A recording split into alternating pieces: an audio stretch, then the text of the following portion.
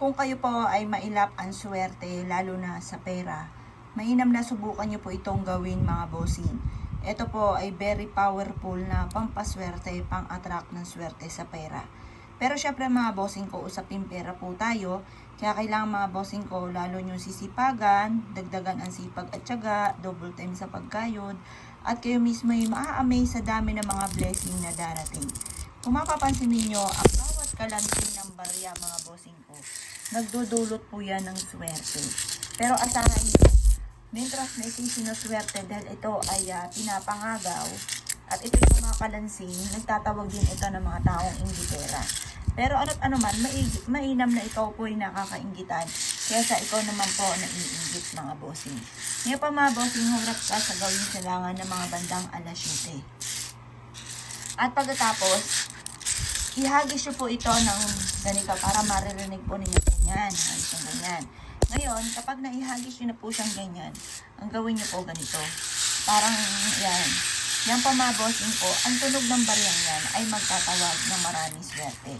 Bukod sa inyong pagiging masipag at matyaga, makakatulong po ito upang sa ganon, kayo po ay laging suswerte. Makakatulong po ito upang sa ganon, kayo po ay masigit na maka-attract ng swerte, lalo na sa pera. Proven po ito mga bossing ko na napakaswerte. Ngayon pa mga bossing, habang ginaganto nyo sa umaga, paulit-ulit ka na nagwi-wish na sa pamamagitan ng pampaswerteng ito ay makakamit nyo lahat ng inyong mga pinapangarap. Kayo po yung magkakaroon ng maraming pera. Sabi nyo, magkakaroon ako ng maraming pera.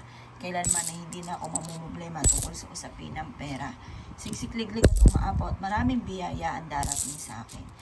Hindi na ako mangungutang, magkakaroon ako ng maramang pera. At or kaya kung may utang kayo, makakabahid na ako sa aking mga pagkakautang. Sa aking negosyo, araw-araw na magkakaroon ako lagi ng malaking benta. Ganun po ang inyo pong gagawin. Pagtapos na kayo mag-wish, ibilad nyo siya sa sinag ng araw hanggang alas 8 ng umaga. At pagkatapos, kunin nyo to at ilagay sa bawat sulok ng inyong tahanan. Maglagay ka rin ng ganito sa may center table po ninyo.